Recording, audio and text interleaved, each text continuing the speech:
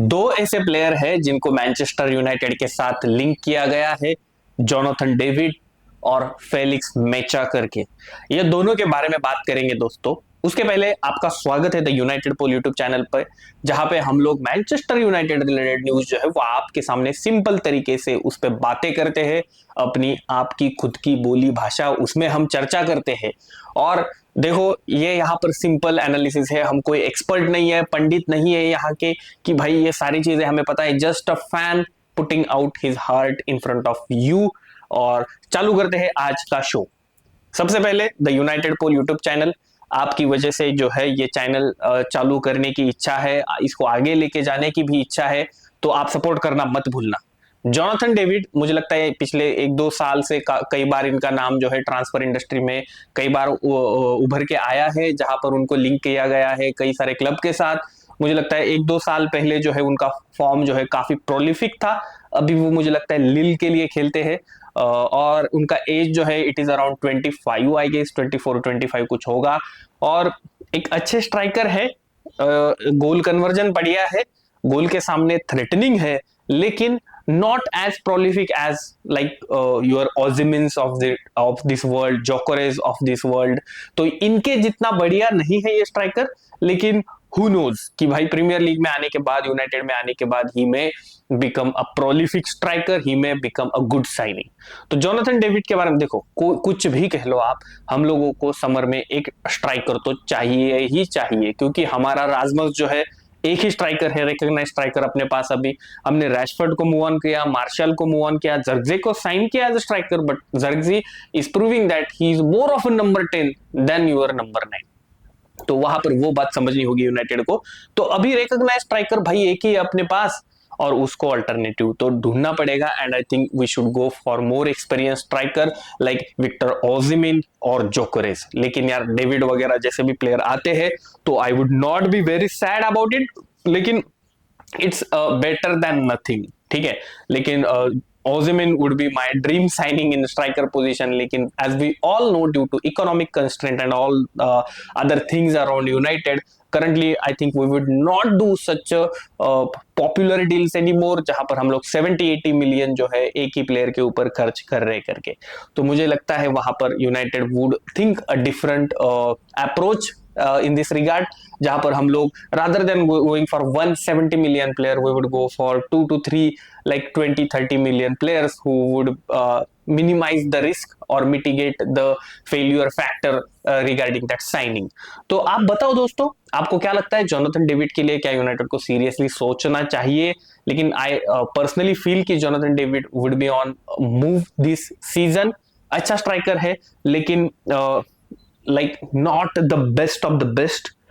He's a good striker who can do a job for United, I guess. तो आप अपने thoughts बताना David के बारे में मत भूलना। उसके बाद भाई नाम इनका कैसे लूं मैं, मेचा, नमेचा, मेशा, तो मैं ऐसा चूज करूंगा फेलिक्स मेचा करके। सेंटर मिडफील्डर है, बोरुसिया डॉर्टमंड के लिए अभी खेलते हैं, बढ़िया एनर्जेटिक प्लेयर है, एजाइल प्लेयर है, एंड बॉक्स टू बॉक्स जो है उनकी खेलने की क्षमता उनके पास वो रखते हैं।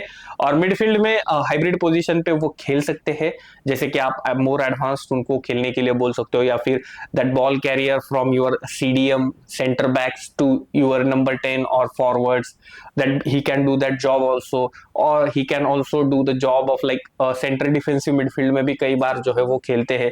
तो एक hybrid versatile player, versatile midfielder who can play in different position.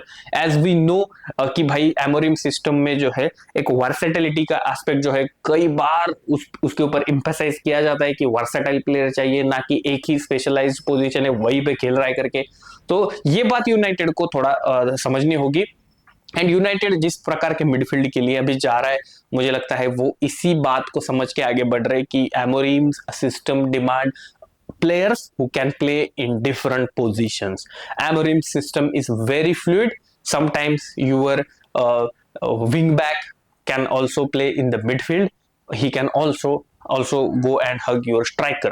So these kind of things we are, I think, taking into account. And when we are scouting or going for the players, we think that that player should do multiple jobs. तो आप बताओ अपने thoughts regarding मेचा करके जो centre midfielder है उनके बारे में। देखो, इस समर में striker, midfield, centre back and right wing back हम लोगों को 100% लेना ही चाहिए टीम में, क्योंकि देखो, और मूव ऑन भी अगर प्लेयर्स ज्यादा होते हैं, एग्जिट ज्यादा होती है यूनाइटेड से, तो उनकी रिप्लेसमेंट, म्यूचुअल रिप्लेसमेंट जो है वो हम लोगों को ढूंढनी होगी ही होगी, क्योंकि as we all know next season जो है मुझे लगता है काफी सीरियस लेंगे एमोरिम भाई साहब, और he would not like to finish in the bottom half of the Premier League table.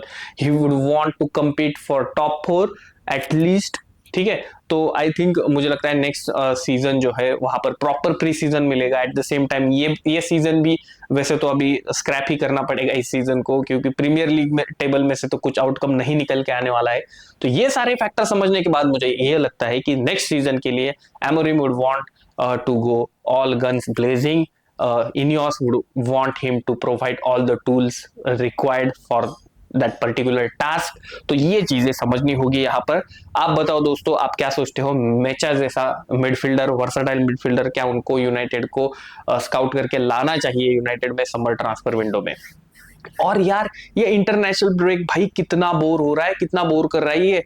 Normally weekends पे यार Premier League matches, La Liga matches, कुछ इधर उधर के मैचेस चलते रहते, तो काफी एंटरटेनमेंट होती रहती है। लेकिन this weekend as we all know international break है, and international football do not appease me that much. That's what I all wanted to say. Thoughts बताना मत भूलना. आज के लिए इतना ही, फिर मिलेंगे. Bye bye, take care.